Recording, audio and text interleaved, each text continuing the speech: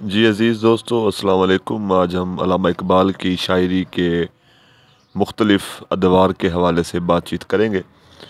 دوستو، ہر بڑے شاعر کی طرح اقبال کی ذہنی و فکری ارتقاء کی منازل کا تعین کرنے کے لیے ان کی شاعری کو مختلف ادوار میں تقسیم کیا جاتا ہے۔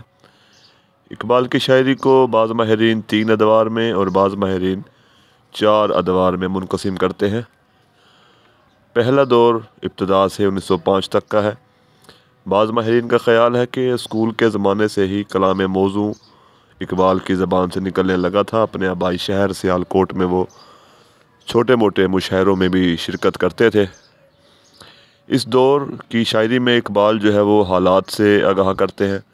اس دور کی کئی نظمیں اس حوالے سے اہم ہیں کہ فلسفہ خودی کے مختلف عناصر ہمیں اس دور کی شاعری میں اپنی ابتدائی اور خام شکل میں نظر آتے ہیں۔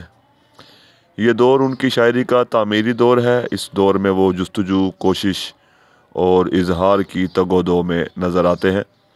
ان کی شاعری کے مختلف افکارات کے ابتدائی نقوش اس دور میں نظر آتے ہیں۔ اقبال اسی دور میں نیچر پرست شاعر کے طور پر دکھائی دیتے ہیں اور تنہائی کا احساس اجاگر کرتے ہیں۔ وہ بھری محفل میں خود کو تنہا محسوس کر کے فطرت سے ہم کلام ہوتے ہیں۔ یہ اقبال کی رومانیت کی بھی دلیل ہے۔ اور اسی دور میں اقبال جو ہے وہ وطن پرست شاعر کے طور پر بھی ہمارے سامنے آتے ہیں۔ اقبال کی شاعری کا دوسرا دور 1905 سے 1908 تک کا ہے۔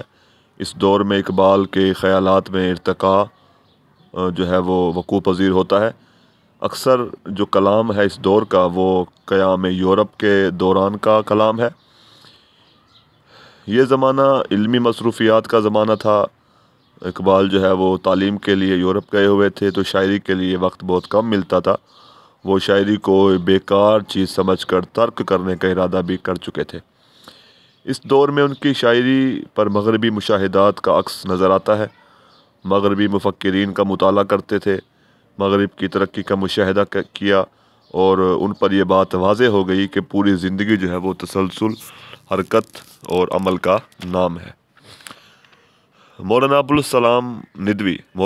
السلام ندوی کے بقول اسی زمانے میں ان کا زاویہ نگاہ تبدیل ہو گیا اور انہوں نے شاعر کی بجائے پیامبر کی حیثیت اختیار کر لی۔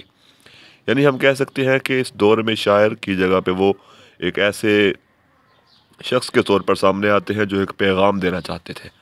مثلا وہ کہتے ہیں، دیار مغرب کے رہنے والوں، خدا کی بستی دکان نہیں ہے، کھرا جسے تم سمجھ رہے ہو وہ اب زرے کا معیار ہوگا، تمہاری تہذیب اپنے خنجر سے آپ ہی خودکشی کرے گی، جو شاخ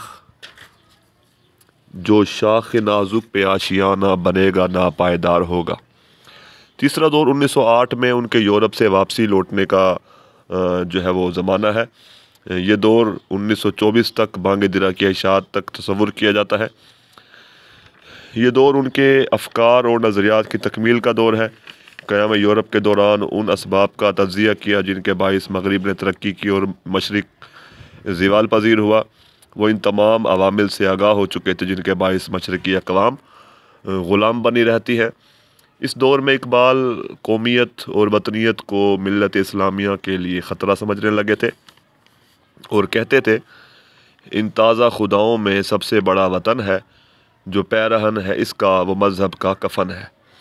اس دور میں وہ وطنیت اور قومیت کے تصور سے انحراف کر کے ملت کے اسلامی نظریے کی تبلیغ کرتے ہیں۔ ان کی شاعری کا پورا مرکز و محور اسلامی نظریات جو ہے وہ بنتا ہوا نظر آتا ہے۔ فلسفہ خودی واضح ہو کر سامنے آتی ہے۔ اس دور کی جو شاعری ہے وہ اسی فلسفہ خودی کی تشریح کرتی ہوئی ہمیں دکھائی دیتی ہے۔ مثلا ایک جگہ پہ وہ لکھتے ہیں، تو راز کن فقاں ہے اپنی آنکھوں پر عیاں ہو جا، خودی کا رازداں ہو جا، خودی کا ترجمہ ہو جا۔ بعض حضرات 1924 سے ان کی وفات تک کا چوتھا دور بھی مانتے ہیں۔ اکثر نظمیں سیاسی اور خارجی محرکات کے زیر اثر اس دور میں لکھی گئیں۔ ان نظموں میں جوش و جذبہ بھی موجود ہے۔ شکوہ جواب شکوہ، طلوع اسلام اور شمع و شاعر جیسی نظمیں اسی دور کی جو ہے وہ نشانی ہے۔ یہ دور اپنے سابقہ ادوار کی تکمیل کرتا ہے۔ اس دور میں مغرب کے خلاف بغاوت کا نعرہ بلند کرتے ہیں۔ وہ اگرچہ فکری ارتقاء کی منازل سے گزرتے تھے مگر فکری و نظریاتی تضاد کا کبھی بھی وہ شکار نہیں ہوئے۔ شکریہ۔